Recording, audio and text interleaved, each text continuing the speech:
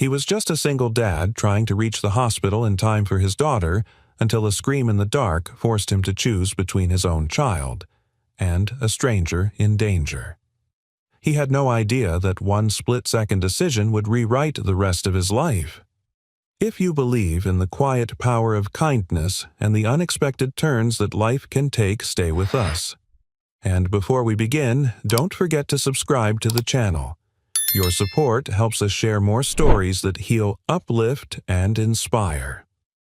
Now, let's begin. Single dad saved a woman from a mugging hours later. He learned she was the CEO he'd been emailing. The city was still wet from the afternoon rain, glistening under the amber glow of streetlights. Jack Nolan pulled into the gas station, his hands trembling slightly as he held the phone to his ear. The nurse on the other end had just said 6 words no parent ever wants to hear. "Your daughter's had an accident. She's stable, but you should come. Lily, his little girl, 7 years old, a tangle of freckles and wild curiosity." Jack's heart kicked against his ribs as he yanked the keys from the ignition. He didn't ask for details, didn't need them. She was in the hospital. That was enough. He bolted toward his truck, half-empty coffee sloshing over the lid as he fumbled to throw it aside. Every second felt like punishment. Every red light a cruel joke. The GPS said 23 minutes. He knew the shortcut could make it in 16. If traffic was light, it wasn't. The night was heavy with that quiet tension city folks knew too well, something always just around the corner. Jack cut through side streets and alleyways like a man possessed trying to breathe through the panic tightening around his chest. Then he heard it. A scream. Sharp, panicked human. It came from the alley just ahead, a narrow slice of concrete between 2 brick buildings. Jack slammed on the brakes. His headlights caught a flicker of motion. A woman stumbled backward, her purse ripped from her hands. A man, hooded, lunged at her. Jack's knuckles went white on the steering wheel. 3 seconds. That was all he had. In one direction, the hospital, his daughter, his everything. In the other, a stranger in danger right now. He could drive past. Call 911. No one would blame him. Lily needed him. But before the thought even finished forming, Jack was out of the truck. He ran. "Hey," he shouted, gravel crunching under his boots. The mugger spun, startled. The woman, dazed, crumpled to the pavement. Jack didn't think he moved. Tackle, grab, shove. Years of football and construction work fueled his momentum. The man swung a blade. Jack caught the glint just before it grazed his shoulder. Pain flared hot. He didn't stop. He got the guy down, wrestled the knife away, and shouted into the night until the man scrambled to his feet and bolted, disappearing into the darkness. Breathing hard, Jack turned to the woman.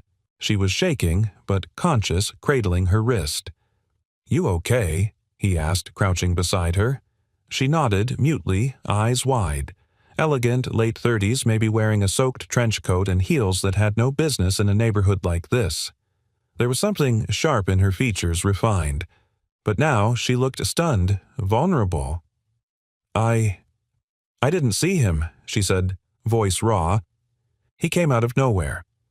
Jack offered his hand. She took it hesitantly. "I've got to go," he said, checking the time. "Can you walk? There's a diner around the corner. I'll call someone to come help. I'll be okay," she cut in. "Thank you. Really? But Jack was already turning. Blood was seeping through his shirt. Lily was waiting. He didn't look back. The hospital smelled like antiseptic, and time slowed as Jack sprinted through the sliding doors. The nurse at the front desk pointed him to pediatrics without asking for ID. Maybe it was the blood. Maybe it was the wild look in his eyes. He found Lily curled in a hospital bed, her head wrapped in a white bandage, cheeks flushed with sleep. She took a fall down the steps at school, the doctor explained. A mild concussion and a bruised rib. Nothing broken. She's stable now. Jack exhaled like he hadn't done in years. He pulled a chair beside her bed and took her hand gently, careful not to wake her. Her little fingers, so small against his scarred knuckles, twitched in her sleep. "I'm here, baby," he whispered. "Daddy's here." The adrenaline crashed out of him all at once, leaving only pain and exhaustion. His shoulder throbbed, but he didn't care. He watched her chest rise and fall, and for a long time he didn't move. It wasn't until hours later in the quiet of the hospital corridor that Jack noticed the blood had soaked through his shirt sleeve entirely. A nurse insisted he be checked out. The cut was shallow, needed a few stitches, but it would heal. "You're lucky it didn't go deeper," the doctor told him. Jack didn't feel lucky. He felt worn, like the world had taken another piece of him. But he would have done it again, 100 times over. As the dawn crept in through the hospital windows, Jack checked his phone. A missed call. No voicemail, and one new email. Subject, Warden Corp. Interview invitation. Message. Dear Mr. Nolan, we've reviewed your application and would like to schedule an interview. Please report to the 31st floor at 9 Morrow a.m. today. We look forward to meeting you in person. Jack blinked. Warden Corp. He had sent that resume nearly a month ago. Nothing. Not even a rejection. And now, today, of all days, they wanted to meet. He glanced at Lily. Still asleep, peaceful. He checked the time. 7:12 a.m. He had 2 hours. His shoulders still burned and his shirt looked like it had lost a fight with a lawnmower. But for the first time in weeks, something flickered inside him. A door creaked open. A maybe. He stood, slowly kissed Lily's forehead and whispered, "Daddy's got one more thing to do today. I'll be back before lunch." He didn't know yet that the woman in the alley would be waiting for him on the 31st floor, and she wouldn't be thanking him. She'd be interviewing him.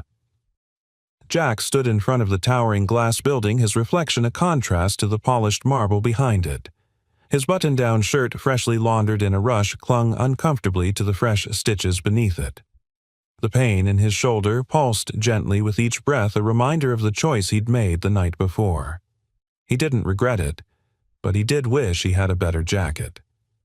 The security guard at the front desk barely looked up when Jack gave his name. A printed badge was handed over, and a curt gesture sent him toward the elevator banks. 31st floor, the guard said. Jack stepped inside the elevator, smoothed his hair with the palm of his hand, and inhaled deeply. He'd been in buildings like this once, back when he wore a blazer to work, back when meetings had catered lunches and people looked him in the eye. Now the collar of his shirt itched in unfamiliar ways, and he couldn't stop thinking about Lily sleeping alone in that hospital bed. "You're doing this for her." The elevator chimed. The doors slid open into a floor too quiet to be busy, too pristine to feel lived in.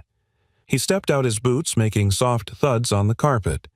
A receptionist, all angles and elegance, looked up from her monitor and smiled faintly. "Mr. Nolan?" she asked. "That's me," he nodded. "The CEO will see you now." Jack blinked. "Sorry, did you say CEO?" She stood. "Yes. Ms. Ward prefers to handle special hires herself. Right this way." Jack's pulse spiked. CEOs didn't do interviews. Not for field engineers. Not for men who'd emailed resumes into the void. He followed her down a glass-lined corridor, each step echoing louder in his ears than the last. The assistant knocked gently, opened the frosted door, and stepped aside. Inside, behind a sleek black desk, was the woman from the alley. Jack froze.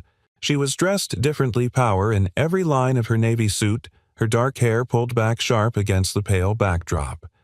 But there was no mistaking her. The frightened, rain-soaked woman he'd pulled from the pavement just hours ago now sat poised, composed, and apparently in charge of a company he'd spent weeks begging for a chance to join. Her gaze flicked up and locked onto his. For a beat, neither of them moved. Then she stood. "Mr. Nolan," she said calmly, her tone practiced and neutral. "Thank you for coming." Jack nodded stiffly. "Ms. Ward." She gestured to the chair across from her desk. He hesitated, then sat. The assistant closed the door behind them. The silence stretched. Finally, Elena spoke. "I wasn't expecting to see you this morning."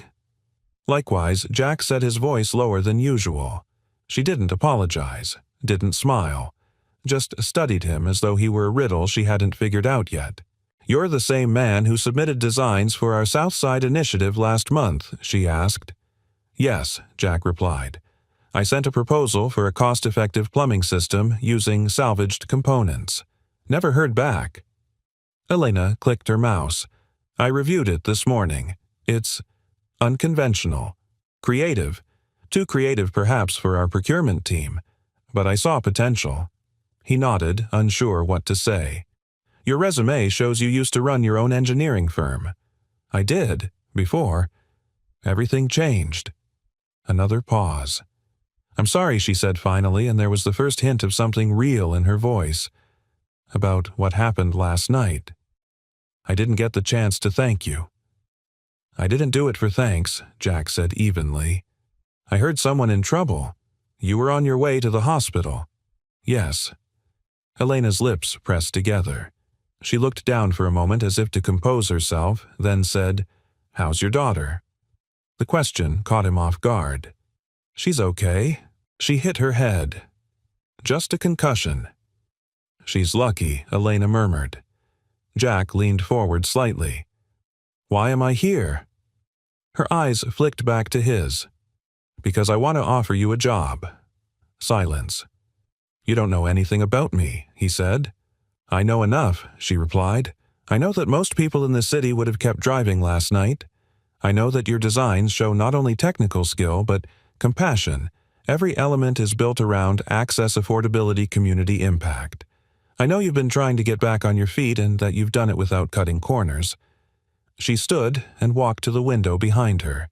"We're expanding our community development program. I need someone who understands what it means to build for people, not just for profit. I think that someone might be you." Jack stared at her. Part of him wanted to laugh. Part of him wanted to cry. He'd come here expecting bureaucracy, a quick rejection. Not this. "What's the catch?" he asked quietly. Elena turned back around. There was something in her expression now, guarded but vulnerable. "The catch is that I need to trust you, and I need you to trust me." He stood slowly. "I don't know if I'm there yet." She nodded once. "Fair enough," then softer. "I know you don't want charity." "No," Jack said. "I don't. This isn't that. This is recognition. For work you've already done and the kind of person you are." Jack's hand curled loosely at his side. The bandage beneath his sleeve itched. "I'll take the job," he said. Their eyes met again. "But I'm not making promises I can't keep." Elena smiled just barely. "Neither am I." As Jack stepped back into the elevator, heart-pounding, he caught his reflection in the mirrored wall. Tired, bruised, stitched up, but maybe stepping into that alley hadn't broken him. Maybe it had saved something. Not just for her, but for him too. The construction site was a gutted warehouse on the south side of the city, a skeleton of steel beams and broken windows wrapped in caution tape and possibility. Jack stood just inside the main entrance, the morning wind sweeping dust past his boots. This was it. His new assignment. Warden Corp's community redevelopment program had just broken ground here, aiming to convert the forgotten building into a multi-purpose community center, shelters job, training rooms, child care. All buzzwords Jack had heard before. Usually they fizzled into glossy brochures and empty promises. But something about Elena Ward made him think maybe this time was different. Maybe. "Hey, you Nolan!" Jack turned to see a woman in a high-vis vest and a skeptical stare. She had salt and pepper hairlines at the corners of her eyes and the posture of someone who'd spent her life proving she belonged in rooms where no one wanted to let her in. "Yeah," Jack said. "Jack Nolan." She nodded, unimpressed. "Linda Hooper, site supervisor. I was told you'd be joining the team. You a clipboard guy or a get-your-hands-dirty guy?" Jack smiled. Little of both depending on the day. "Good answer," she grunted.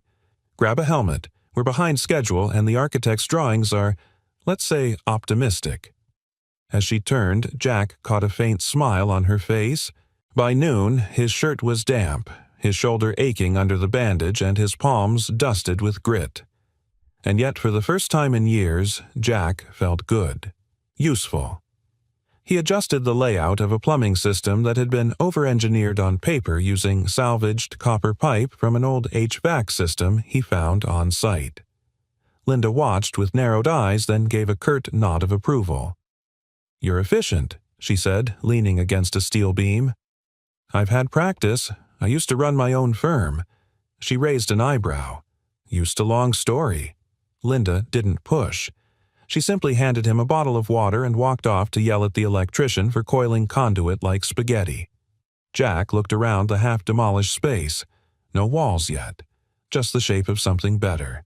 He liked that the potential. At 3 p.m., a car pulled up.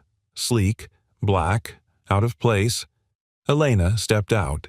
Dressed down today, still elegant but more accessible. Jeans, a cream blouse, flats. Her hair was in a low ponytail and she squinted in the sun as she walked across the gravel. Jack wiped his hands on a rag and met her near the trailer. "Didn't expect to see you here," he said. "I try to check in on major projects," she replied, "especially ones that involve people I personally hired."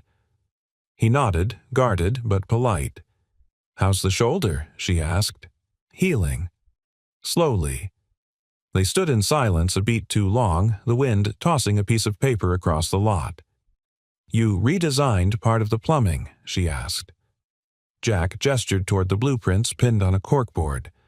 "The original plan routed water through a system that costs twice what's necessary. I adjusted it to use reclaimed materials and reduce long-term maintenance costs." Elena studied the sketches. "How much savings are we talking? 80,000 over 5 years. She turned to him. "And you just did that?" Jack shrugged. "Figured that's why I'm here." Elena looked like she wanted to say more, but instead she simply smiled. A real one this time. Not polite, not corporate. Then she did something unexpected. She took off her blazer and rolled up her sleeves. "Mind if I take a look inside?" Jack blinked. "You want a tour, I want to understand the work. Not just read about it in quarterly reports." Linda walked up, eyebrows raised. "You know the CEO's poking around your rebar, right?" "She brought her own boots," Jack said. Elena grinned. "And gloves." They spent the next hour walking the site. Jack showed her the revised schematics, introduced her to the day laborers, and translated engineering jargon into something close to English. At one point, she crouched beside a stack of bricks and traced her fingers over the rough texture. "I used to come to places like this as a kid," she said softly. "My mom volunteered at shelters. I hated the smell of old coffee and linoleum, but I loved how different people looked once they had a place to be." Jack looked at her differently then. Not as the woman he saved. Not even as the CEO. But as someone who remembered. "Most people at your level," he said, "don't care what the bricks feel like. Most people at my level haven't had to start over." Jack tilted his head. "You started over." A shadow passed across her eyes, and for a moment he thought she might actually tell him something real. But she just smiled, thin and tired. Everyone has a beginning they don't talk about. As the sun dipped low, painting the sky with oranges and golds, Elena stood at the edge of the site and looked back at the building. "What do you see when you look at this?" she asked. Jack took a long breath. "I see a place where someone might come in broken, and leave a little less so." She nodded. "That's the goal." Then she turned to him. "Do you think you'll stay on this project, I mean?" Jack considered it. "I'm not here because I was rescued," he said slowly. "I'm here because I want to build something that matters. If that's still the offer, I'll stay." Elena extended her hand. "It is." He took it. That night, as Jack returned to the hospital, Lily was awake coloring in a notebook with crayons someone from the nurses' station had given her. "Daddy," she said, smiling, "look what I made." He took the paper. It was a drawing stick, figures in hard hats smiling in front of a tall building with a garden on the roof. "That's you," she pointed. "Building something big." Jack felt something warm bloom in his chest. "I like that," he said. "You think I can do it?" Lily looked up with all the faith in the world. "You always fix things, Daddy." And for the first time in years, Jack believed maybe she was right. The next morning began with sunlight pouring through the window of the hospital room, soft and golden. Jack sat in the armchair beside Lily's bed, half asleep with his boots still on his head, tilted at an awkward angle. The quiet beeping of the monitors had faded into background noise like a rhythm he no longer noticed. Lily stirred. Daddy Jack jolted awake, rubbed his eyes, and leaned forward. "Hey, sweetheart." Her smile was small but full of mischief. "You snore." "I do not." "You do," she whispered, clearly delighted to be winning this argument. "I drew a picture of it." He laughed, ruffling her hair gently. "You feel okay." She nodded. "The nurse gave me apple juice and let me have 2 straws." Jack leaned in with mock seriousness. 2 straws? You must be very important." "I am," she said proudly, then grew thoughtful. "Are you going back to work today?" Jack hesitated. "Just for a few hours. Linda needs help with the new building." "Is it for kids?" "Some parts, yeah. A place for kids and grown-ups who don't have homes, or jobs, or people who need a place to start over." Lily was quiet, then asked, "Is that like starting a new story?" Jack blinked. "Yeah, exactly like that." She looked at him, then her eyes big and wondering. "Daddy, did you fix your story too?" The question hung in the air like breath on cold glass. Jack felt his throat tighten. He didn't know how to answer. He thought of the years after the collapse of his company, after Vanessa Lily's mother had passed, and everything he thought he knew about safety and planning crumbled. There were no perfect lines in his story, no neat endings. Just detours, days where getting out of bed had been the biggest victory. He reached out and took her hand. "I'm working on it, kiddo." That afternoon, Lily was discharged. Jack brought her home to their small rental apartment, 2 bedrooms worn but clean and decorated with crayon art on the fridge. He set her up on the couch with a stack of books and a promise to be back by dinner. At the construction site, the air smelled like sawdust and diesel. Jack arrived to find Linda and the crew gathered around a stack of plans arguing about measurements for the outdoor staircase. "I told them the angle was off," Linda said, handing Jack a tape measure before he could speak. He smiled. "Nice to see you, too." They worked through the problem together, adjusting the design and salvaging materials to meet code. Jack felt the rhythm returning problem-solution purpose. There was something sacred in building with your hands and watching something emerge where there had been only rubble. Later, while waiting for a delivery truck, Jack noticed Elena standing by the chain-link fence speaking with a young mother and 2 children. The kids wore oversized jackets, clinging shyly to their mother's legs. Jack wandered over. "She's asking if the center will have a daycare," Elena said as Jack approached. "Says she wants to go back to school but can't if she doesn't have anyone to watch the little ones." Jack looked at the woman and smiled. "That's exactly the kind of story this place is meant to change." Elena turned to him. "You know, I spent the first part of my career designing towers for hedge fund firms and downtown law offices. Spaces full of glass and marble that nobody actually touched." She looked back at the children. "This feels different." Jack studied her. There was something in her voice earnest, unguarded. He recognized it. It was the same look he'd seen in the mirror when Lily was born, the moment you realized your work had to mean more than just a paycheck. "You ever build something for someone you never met?" Jack asked. "All the time," Elena said, "but it's never felt like enough. Until now." That evening, Jack invited Elena to stop by his place. For a real tour, he said, joking of the humble engineer's castle. To his surprise, she accepted. Lily met her at the door, wearing one of Jack's old T-shirts like a dress and a tiara made from pipe cleaners. "You must be Elena Lilly," said solemnly. "I am," Elena replied, crouching down to Lily's level. "And you must be the boss around here." "Correct." Lily nodded. "Would you like some invisible tea? We're out of juice." Elena played along, smiling gently as Lily served from a plastic teapot. Jack watched from the kitchen, wiping his hands on a towel and trying not to look like he was staring. But he was. and something in him stirred. She didn't look like a CEO now.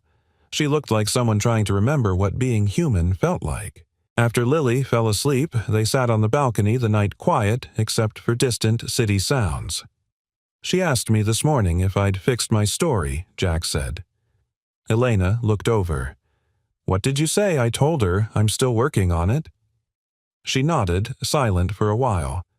"I had a sister," she said suddenly. "Claire, 2 years younger. We grew up close. But when our parents passed, there was disagreement. About the company. About money. She walked away. I haven't spoken to her in 7 years." Jack waited, knowing better than to interrupt. "I've spent so long trying to prove I was strong enough to run everything Elena said, that I didn't need help, that I didn't need anyone. But last week, when that man came at me in that alley, I didn't think about titles or status. I just thought this might be how it ends, and no one knows who I really am anymore." She turned to Jack. "But you didn't walk away." He swallowed. "Sometimes the things we don't plan are the only parts that save us." They sat in silence again. Not awkward, but meaningful. Above them, a single star broke through the haze, and below, in a city that rarely paused long enough to notice grace when it passed by, 2 people bruised rebuilding began quietly to heal. The following week settled into a rhythm that Jack hadn't felt in years. Mornings were spent preparing Lily's lunch and walking her to the school bus. Afternoons were consumed by concrete blueprints and the kind of conversations that had once made him feel alive, conversations about function utility, how design could serve people, not just impress investors. Elena became a regular presence at the construction site. Not in a performative press release kind of way, but as someone who listened, who walked the space like she was trying to understand its heartbeat. She carried a notebook and scribbled furiously, sometimes asking questions about things no executive ever cared about. "You think we can fit a rooftop garden here?" she asked one morning, gesturing at the steel framing above the main entrance. Jack squinted up. "Structurally, yes. Logistically, depends on how ambitious you're feeling." "I'm always ambitious," she said, "and stubborn." "I'm the younger sibling," she replied almost offhand. Jack glanced at her. "You never talk about your family." She paused. "That's because I try not to." The silence between them stretched just enough to make Jack feel the temperature change. Elena didn't offer more, and he didn't push, but something shifted in her eyes like glass that had just started to crack. That night, Jack lay awake in bed staring at the ceiling fan. The low whir filled the quiet, but his thoughts raced. He couldn't shake the image of Elena's face when he asked about her family. He recognized that look. It was the same one he'd worn for years every time someone asked about his wife. Some wounds didn't scar over. They just learned to live below the surface waiting. 2 days later, a delivery error set the site schedule back several hours. Jack offered to reroute some of the logistics himself, meeting with a local salvage contractor who'd been helping them secure eco-friendly materials. While sorting through the invoice records, Jack's eyes caught something that didn't make sense. A name. A familiar one. Silverstone Development Group. It was listed as a consultant entity for the original proposal of the community project before Elena took over the CEO role. But Jack knew that name better than most. It was the shell company used to force his old firm into bankruptcy 5 years ago. The air left his lungs. He clicked deeper. Cross-referenced the name. There it was.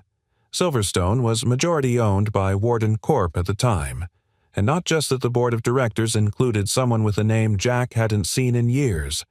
Edwin Ward, Elena's father. He stared at the screen like it had slapped him. His hands trembled. He felt something inside him collapse not loudly but in a quiet, devastating way like a bridge giving out in the dark. He had tried so hard not to look back. He had forced himself to believe that maybe for once the universe had decided to bring something good. But now he wondered if all of this Elena the job, the project had been part of some carefully constructed redemption campaign. Did she know? Did she bring him here to ease her conscience or worse? Was it guilt by association? That evening, Jack didn't go straight home. He sat in his truck for nearly 45 minutes, staring at the windshield, gripping the steering wheel as the city moved around him like a river he couldn't step into. His phone buzzed. "Elena, team. Dinner tomorrow at 6. Hope you and Lily can make it." He didn't reply. Instead, he drove to a quiet street on the outskirts of downtown and parked outside a nondescript townhouse with no nameplate. He hadn't been there in years. He sat there wondering what would have happened if he had fought harder back then, if he'd taken the company to court, if he hadn't walked away when everything fell apart. But then again, he wouldn't have Lily. He wouldn't have become the man who rescued a stranger in an alley without asking for her name. He wasn't angry. He was heartbroken. The next morning at the site, Jack was distant. He kept his head down, his voice measured. Linda noticed. "You look like a man who just found a crack in a foundation he trusted," she said quietly as they reviewed the blueprints. Jack didn't answer. Linda didn't need him to. She waited a moment, then added, "Sometimes it's not the structure. Sometimes it's the story behind it." He nodded. "You ever feel like you were pulled into something without knowing you were a piece of someone else's puzzle all the time?" she said. "But then, I remember just because someone else laid the first brick doesn't mean they get to decide what we build with the rest." That night, Jack dropped Lily off at a friend's sleepover and walked toward the Warden Corp building with a single question burning in his chest.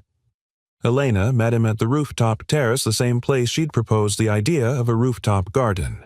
She was setting up for the team dinner string lights casting a warm glow over the cement. "Didn't think you'd come," she said, smiling. Jack didn't smile back. He stepped closer.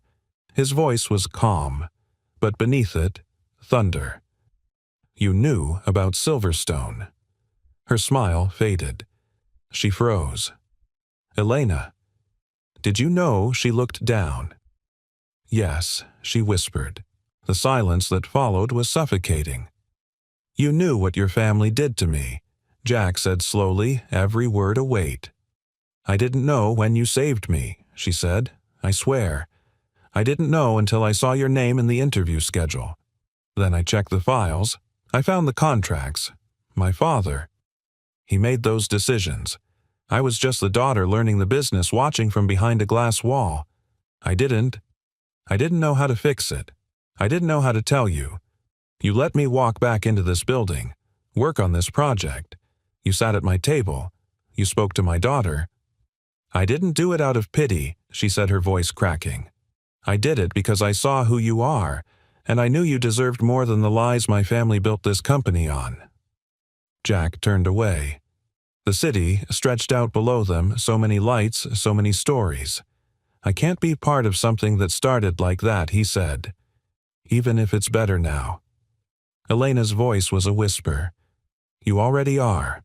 He walked away without another word. She didn't follow. She just stood there, surrounded by everything she'd built and everything she might now lose.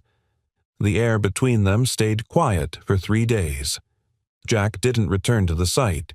He sent no explanation, no apology, just silence. The kind that felt colder than anger, heavier than accusation. It echoed louder than any words Elena could have spoken.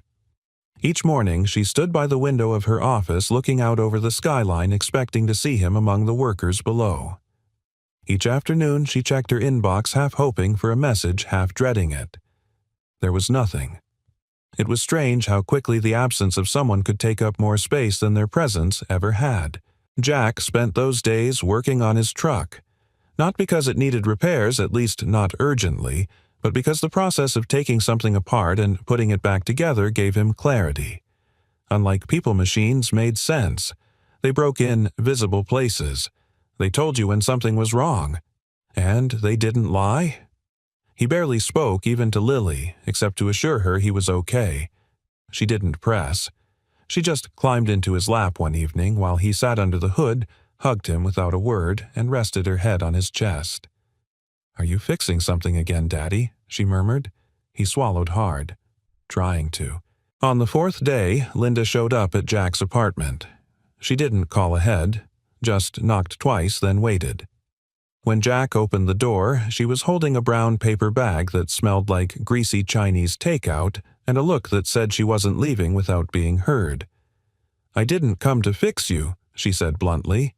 "I came because you're throwing away something that still has nails in it." Jack stepped aside, letting her in. They sat on the couch while Lily read quietly in her room. "You mad at her?" Linda asked, opening the bag. "I'm hurt," Jack admitted. "And I don't know what part of this was ever real." Linda scoffed, stabbing a piece of sesame chicken. "Son, no one fakes that kind of look she had the night you walked out." Jack glanced at her. "You saw her, I didn't have to. It was written all over the walls the next morning." She pulled the proposal to the board, halted 2 other developments tied to her father, said she wouldn't move forward until they were reviewed by independent ethics counsel. Jack blinked. She did what Linda nodded. "It's a mess. Investors are mad. Lawyers are twitchy. She doesn't care." She said, and I quote, "If it's built on broken ground, we tear it down and start again." Sound familiar? Jack sat back, stunned. Linda leaned forward. "You walked into her life with no idea who she was and you saved her. And maybe that was fate. But what she's doing now, that's choice.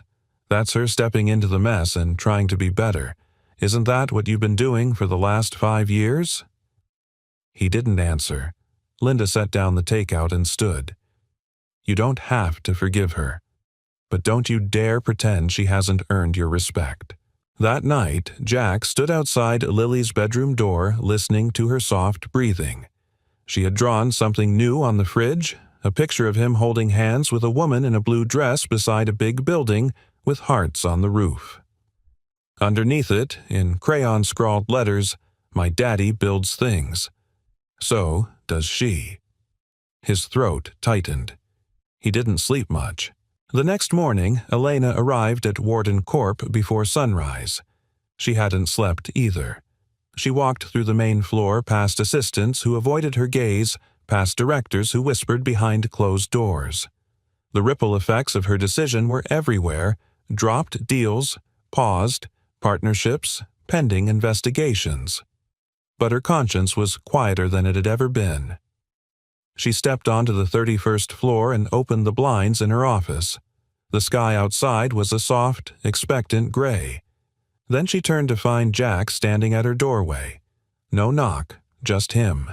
He looked tired, worn in a way only the truth could make someone, but also steady, solid. She didn't say anything. He took a step forward, then another. "I built a home once," he said. "For Lily. After her mom died. I poured everything into it. Every board, every bolt. I thought if the walls were strong enough they could hold back everything else." He paused. "But the cracks always come. No matter how well you build, they find you." Elena's eyes shimmered. "What did you do?" "I stopped patching them. Started listening to them instead. That's how you figure out what needs to change." She nodded slowly. "You should have told me the truth, Elena. From the beginning. I know. But I should have asked why you didn't." She took a breath. "Because I was afraid you'd walk away again." Jack stepped closer. "I almost did." A pause, then softer. "I don't want to anymore." She blinked once, twice. "Why?" "Because maybe we both deserve to build something new. Not to erase the past, but to honor what we learned from it." Her eyes searched his. "And what if it breaks again?" Jack smiled faintly. "Then we fix it. Together." Later that morning, they walked the construction site side by side. No labels, no CEO, no employee. Just 2 people flawed, bruised, real walking through steel frames and sawdust ready to build something they both believed in. For the first time in a long time, it didn't feel like starting over. It felt like finally starting right. 2 weeks passed. The site hummed with life again, and so did Jack. He returned to work without drama or announcement, simply showing up early with coffee and rolling up his sleeves like he never left. If anyone noticed the new steadiness in his gaze or the subtle way Elena's eyes lingered on him when she passed, they didn't comment. They didn't need to. Jack wasn't the only one rebuilding something. Elena had traded quiet luxury for sharp edges. She was in the fight now publicly and unapologetically. Headlines spread quickly. Warden CEO halts legacy projects amid ethics review. Board members were livid, shareholders jittery. But she didn't waver. One morning, she called for a town hall with all Warden Corp employees. Jack stood in the back of the room out of sight watching. She stood alone at the front, no podium, no assistant, just her. "I know many of you have questions," she began, "and frankly, you deserve answers." Silence. She continued, "Some of our past projects approved before I stepped into this role were advanced through unethical acquisitions.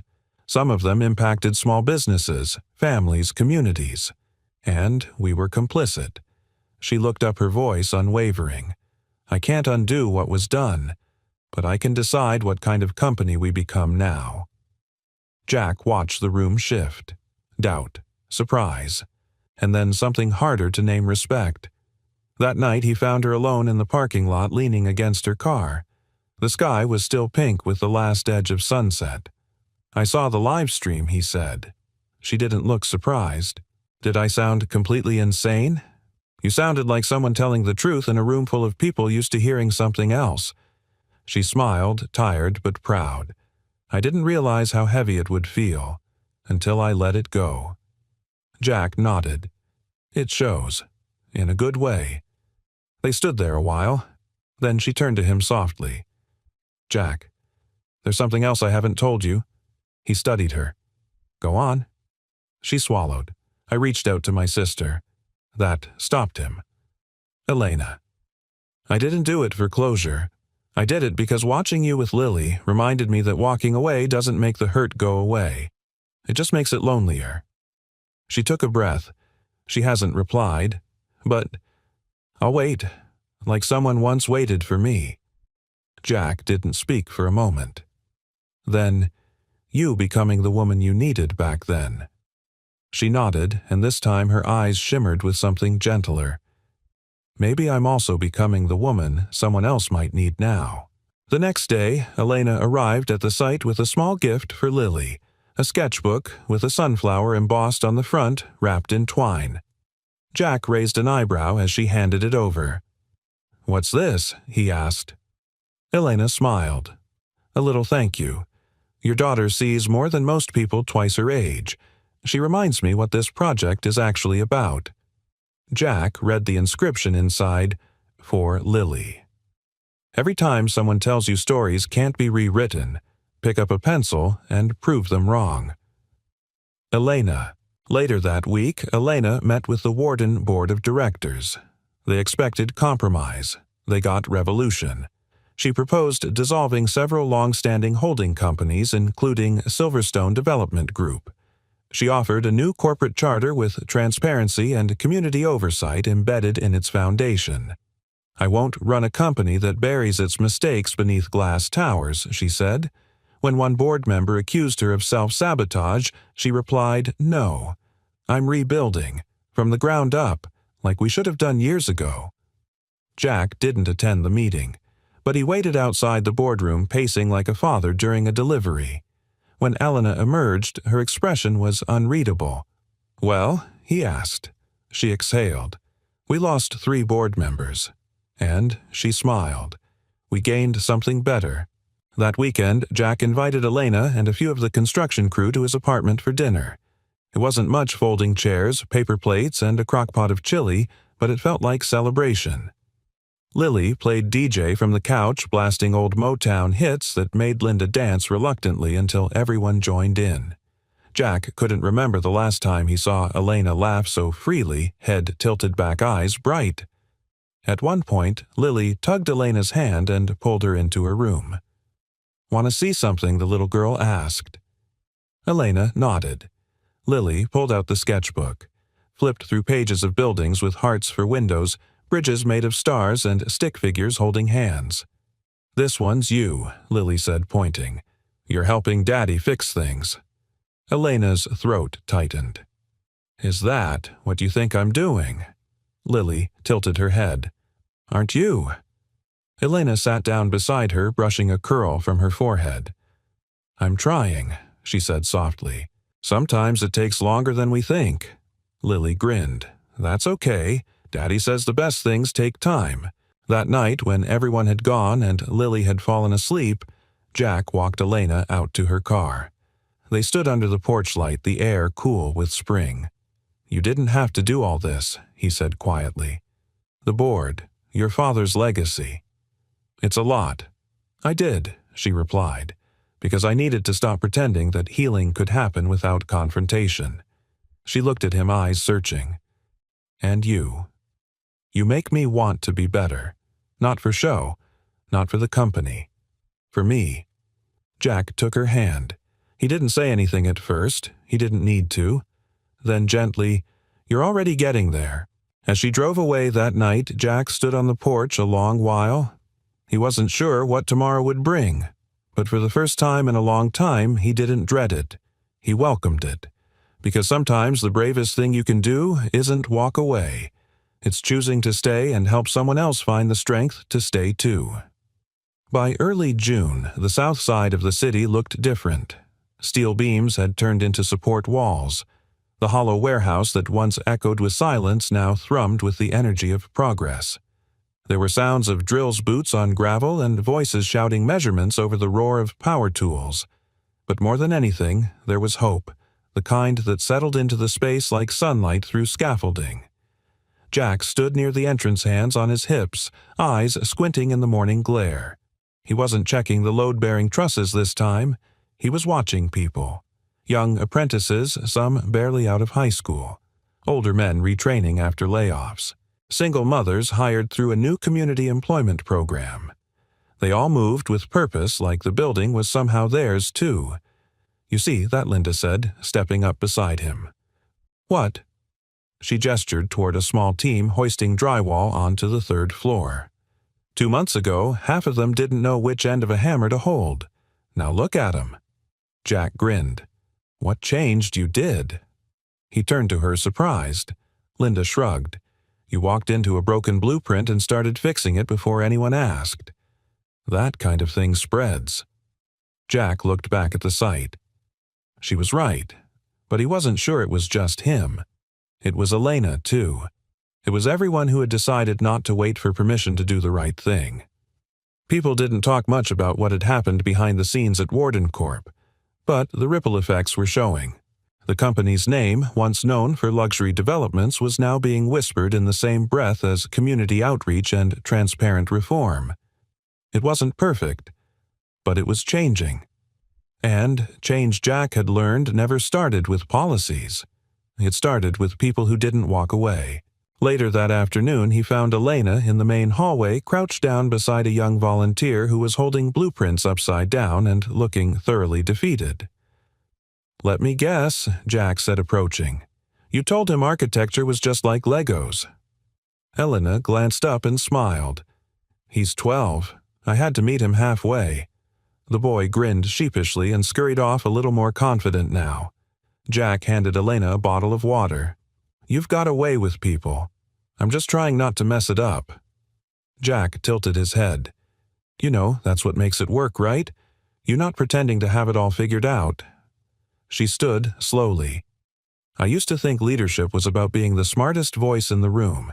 And now I think it's about listening when someone else finally has the courage to speak." Jack nodded, silent. Elena looked around the half-finished atrium. "You know, when this place is done, I want to name it something meaningful, something that reflects what we built here. What do you have in mind?" She turned to him, eyes soft. "Second ground." Jack raised an eyebrow. "Second ground." She smiled. "It's what you said. Remember, that you're not starting over, you're finally starting right." It stuck with me. He looked down at the concrete beneath his boots. The floor wasn't finished yet, but it already felt like a foundation. Solid. Earned. "Second ground," he said. "Yeah, that feels right." That evening, Elena hosted a small gathering on site. No donors, no reporters. Just the workers, volunteers, and a handful of community members who'd supported the project from day one. There were string lights hung from makeshift poles, folding tables with trays of food donated by local restaurants. A small speaker played soft blues as people laughed, shared stories, and, most importantly, stayed. Jack stood near the edge of it all, a cup of lemonade in hand, watching Elena move through the crowd. She wasn't performing. She was present. When she finally reached him, she looked tired but deeply content. "I talked to my sister." She said so softly, he almost didn't hear. Jack's eyes widened. Claire Elena nodded. She called. "We didn't talk about the past. Not really. Just about how the garden she planted in Vermont is finally growing again. It was awkward, but it was real." He put a hand on her shoulder. "That's a start." Elena smiled. She said something that stuck with me. She said, "Roots don't care about pride. They grow anyway." Jack chuckled. "Smart woman." "She is," Elena said. Then she added, "like someone else I know." Their eyes held for a moment, and the sounds of the party faded just enough to make room for something else, quiet understanding. Then Lily barreled over her cheeks, flushed with excitement. "Daddy, look what I made." She held up a paper sign drawn in thick crayon strokes.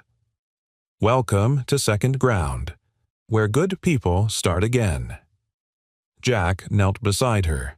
"Did you make that yourself?" Miss Elena helped, Lily said proudly. "But I picked the words." He looked at Elena.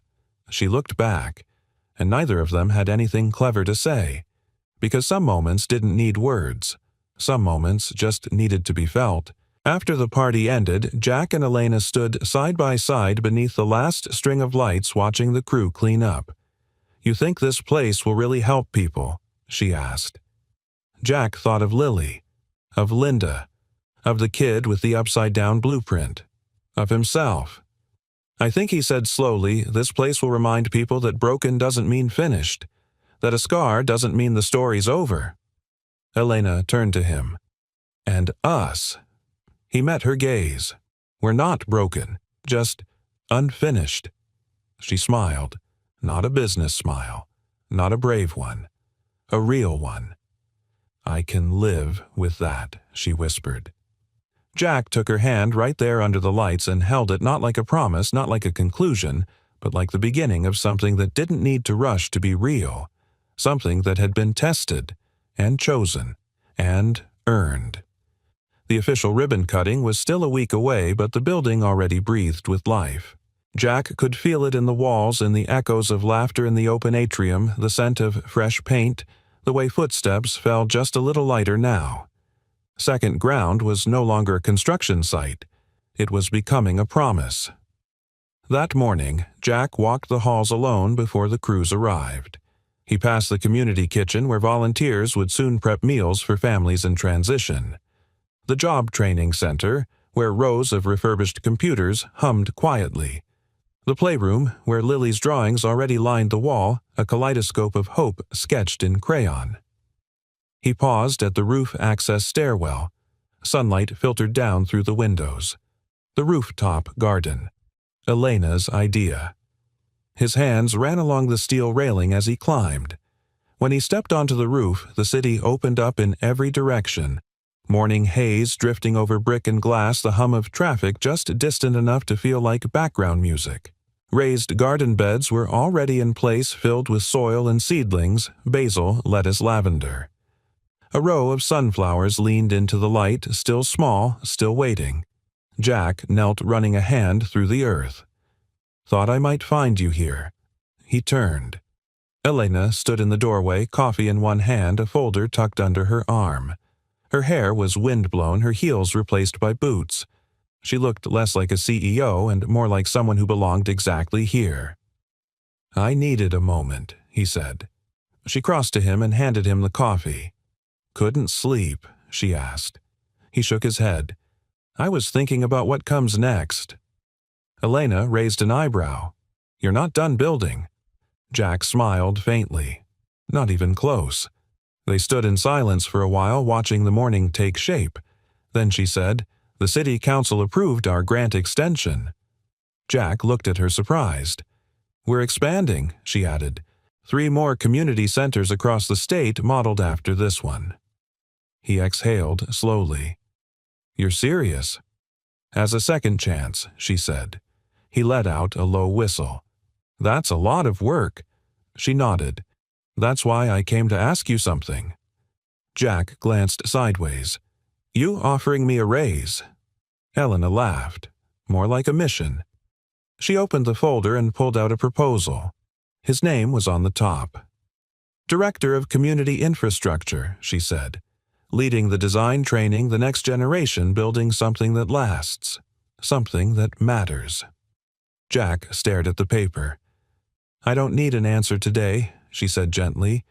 But I know you. You'll think about this on the walk home, on the way to the grocery store, in the shower while folding laundry. You spying on me? No, she said, smiling. I just know what it looks like when a man's heart starts catching up to his purpose.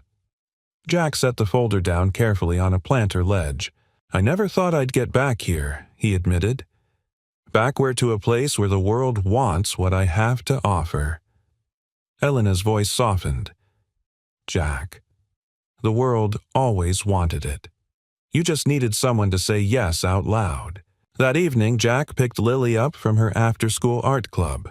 Her sneakers were splattered with paint, her hands sticky with glue, and her smile wider than the whole street. Guess what, she said, climbing into the truck. I got picked to help with the grand opening tour, Jack blinked. You miss Runaway from the Mic, I'm brave now, she said proudly. Ms. Elena said I could be the voice for all the kids who'll use the building. He smiled. She's not wrong. Then Lily looked at him serious. Daddy, are we staying here? Like for good? Jack's grip on the steering wheel loosened slightly. He looked over at her, this child who had been his anchor in storms he never asked for. I think we are, he said. She nodded, satisfied. Good. 'Cause I already told my class you built the building and saved the CEO and fixed her heart. He choked on a laugh.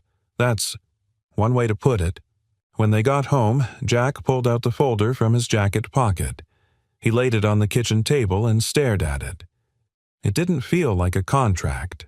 It felt like a doorway. He thought of all the places his name had disappeared from in the past, letterheads, building permits, even mailboxes.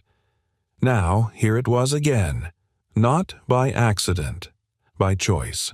The next morning, Jack arrived at the site earlier than usual. Elena was already there. He didn't say anything as he handed her a cup of coffee. She took it, watching him. Then he said, I'm in. She blinked. You sure? I've never been more sure of anything in my life. She nodded, eyes bright. And for the first time, Jack saw it clearly, not just the building, not just the title, not just the future. He saw a life. One not made in a boardroom or a courtroom or under flashing lights, but here under the open sky on ground they had fought for together. Second ground. It wasn't just for the community. It was for them. For anyone who ever thought they were too far gone to begin again. And this time Jack wasn't just a builder. He was a believer. In himself. In her. In what could rise from the rubble if you had the courage to stay, the humility to change, and someone who believed you were worth the effort. The day of the grand opening arrived with a kind of stillness Jack hadn't felt in years. It wasn't quiet. There were trucks unloading chairs, children running through the halls, volunteers adjusting banners, but beneath the motion there was something steady. Something settled. The building was ready. Second ground stood tall, sun-washed and graceful against the concrete skyline. Every beam and tile and brushed metal railing had a story. A hand, a heart. Jack adjusted his collar and glanced at the courtyard where guests were beginning to gather. Neighborhood families in Sunday best, city officials, volunteers, construction workers in clean shirts, some with paint still under their nails. No red carpets, no gala. Just real people, the ones who'd helped build it. And at the center of it all, Lily. She wore a pale yellow dress with mismatched barrettes in her hair and held a microphone that looked comically oversized in her small hands. Elena stood beside her, crouched low, offering encouragement that only Lily could hear. Jack stood off to the side, but Elena's eyes found him through the crowd. She smiled warm and quiet, and he nodded back. A silent pact. "We did this." The mayor took the mic first, saying all the right things about economic impact and revitalization, but the crowd only politely clapped. It wasn't until Lily stepped up that everything stilled. She cleared her throat, glanced down at her note cards, colorful hand-drawn ones, and then out at the audience. "Hi, I'm Lily Nolan. I'm 7 3/4, she began, her voice wavering. "And this place is called Second Ground. But to me, it's also something else." She paused. Jack held his breath. "It's a place where people get to start new stories, like my dad, like Ms. Elena, like lots of people here. Sometimes stories don't go the way you planned. Sometimes they get crumpled. But this place, it's where you can smooth them out again." There was a long, hushed silence. Then a wave of soft applause broke through, followed by more until the courtyard filled with it. Jack wiped at his eyes unapologetically. Inside, the doors opened and the first tour began. Elena led the group with Lily proudly pointing out all her favorite places: the reading corner with beanbags, the mural she helped paint, the rooftop garden. When they reached the atrium, Jack stood waiting. He motioned the group toward the plaque mounted near the entrance. Handcrafted bronze mounted in reclaimed wood, Second Ground, where new stories begin. Dedicated to those who never walked away. Underneath were 2 names: Jack Nolan lead designer, Elena Ward, project visionary. Someone read it aloud. Then someone else clapped. And suddenly the atrium echoed again, not with tools or construction, but with joy. Jack turned to find Elena already watching him. He walked over. "You did it." She shook her head. "We did." He glanced around. "Still can't believe it." She smiled softly. "That's the best part of doing something real. It always feels impossible until you see it finished." Later that evening, the building emptied out. The food tables were picked clean. The banners rolled up. The crowd had gone home, but the light lingered soft and golden, spilling through the tall windows. Jack stood alone on the rooftop, leaning against the garden railing. The sunflowers had grown. Not fully bloomed yet, but taller. Reaching.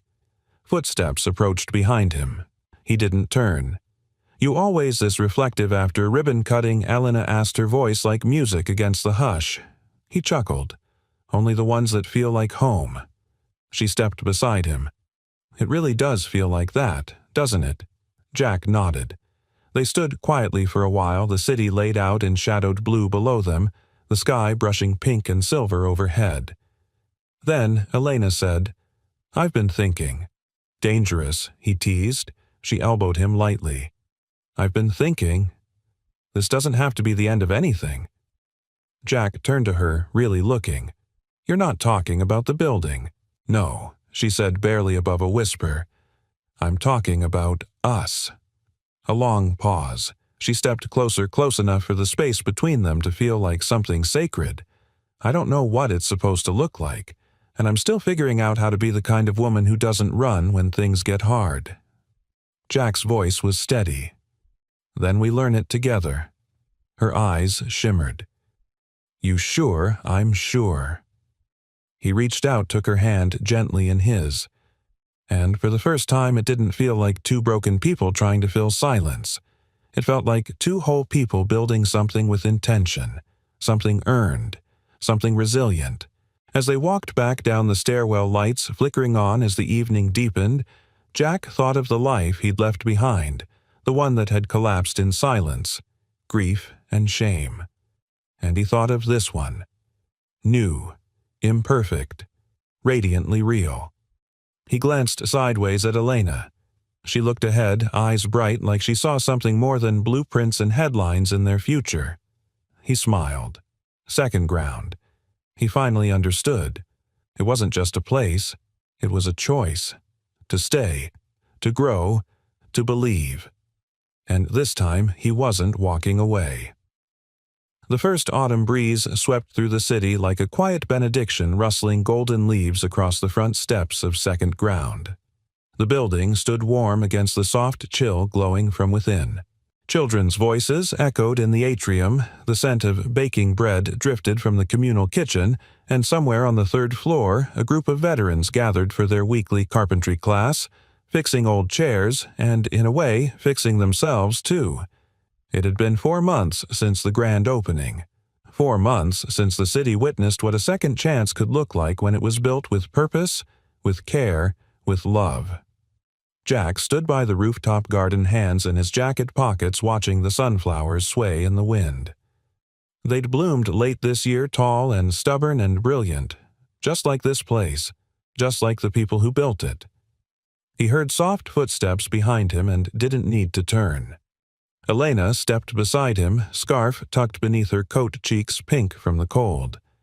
They survived the frost, she said, nodding toward the flowers. So did we, Jack said, smiling. She chuckled softly, slipping her gloved hand into his. No fanfare, no declarations. Just the gentle, quiet merging of two people who had already chosen each other through the mess, through the unknown, again and again. Downstairs, Lily was leading a group of kids through her own version of a tour. That's where my dad fixed the first leak, she said, pointing toward a water pipe. But he didn't know I saw it. He looked really proud after, even though no one clapped. The kids giggled. And that's Ms. Elena's office, she added, standing tall. She's a boss, but she still came to my spelling bee. One of the younger boys raised a hand. Are you famous? Lily paused, thoughtfully. Not really, but I live in a place where famous things happen. Jack and Elena watched from the upper level, leaning on the railing. She's got your timing, Elena said. She's got your honesty, Jack replied. That afternoon, the center hosted its first official alumni lunch. Dozens of community members who had used Second Ground's services, job seekers, single parents, small business hopefuls returned to share their stories. A former mechanic now ran a mobile repair service from a van he bought with a grant. A woman, once homeless, now taught literacy classes in the building's evening program. A teenager who once helped hang drywall now trained as an apprentice electrician. Each one stood in front of the crowd, nervous at first, but then transformed, proud, steady, visible. Elena stood at the back with Jack, her hand on his back. I used to think legacy was about having a building with your name on it, she whispered. Jack glanced sideways. And now she looked ahead. Now I think it's about creating space for others to become who they're meant to be. Quietly, without needing to be remembered for it. Jack nodded, letting her words settle. Then, from the podium, the moderator called her name. Elena Ward, our founder and heart behind this vision. We're honored to have you speak. Elena stepped forward slowly. Jack gave her hand a light squeeze as she passed. She took the mic with a smile, but this time it wasn't the kind that softened headlines or charmed boardrooms. It was the kind she gave Lily. And Jack. The kind she hadn't known how to offer when all this began. Hi, she said. I don't want to talk long. I just want to say this. She glanced around at the faces in the room, many of whom she now knew by name. When this building was just an idea, we thought we were building it for the community. And we were. But somewhere along the way, I realized something else. I was building it for me, too. For the version of myself I thought I'd lost. For the version of others who were waiting to be seen. Her voice caught slightly. She paused. This place exists because people didn't walk away, because they stayed through discomfort, through brokenness, through history. They stayed, and they built. She smiled through the tears in her voice. And now, we get to be the kind of place that stays for someone else. After the applause faded, Jack found her outside on the front steps. The light was golden again, just like the first day he'd brought Lily home from the hospital. Everything about this moment felt earned. You always know how to say exactly the thing no one wants to admit they needed to hear, he said. She looked up at him. That's because I've been listening to you. They stood in silence, the breeze sweeping around them gently. Then Elena took something from her coat pocket and handed it to him. It was a small brass key. He raised an eyebrow. "It's for the new location," she said. "Upstate, Community Center number 2. Construction begins in spring." Jack turned the key over in his hand. "You sure you want me to take the lead on that?" She grinned. "I wouldn't trust it to anyone else." Then softer. "Besides, I already bought you a coffee mug that says Director of Groundbreaking Miracles." Jack laughed full and free before leaning down and kissing her forehead. And for a moment nothing else mattered, not the past, not the risks, not the long road still ahead. Just this. 2 people who stayed. That night, when Jack tucked Lily into bed, she looked up and said, "Daddy? Are we really going to help build another place?" "We are," he said, "if you're up for another adventure." She yawned and smiled. "I think Miss Elena should come with us." Jack kissed her on the forehead. I think she already said yes. Outside, the city quieted. The lights of Second Ground glowed into the night, steady and warm like a lighthouse in the middle of a stormy world. And inside those walls, in the cracks where most people feared the light would disappear, something stronger took root. Not just second chances, not just new beginnings, but belonging. Because sometimes the most extraordinary thing you can build is the life you never thought you'd get to live again, and the people who choose to stay in it with you. We'd love to hear from you. Where in the world are you watching from? Let us know in the comments below. If this story touched your heart, please consider subscribing to the channel for more inspiring tales like this one. Thank you so much for spending your time with us. Your presence means more than you know. Until next time, take care and keep believing in second chances.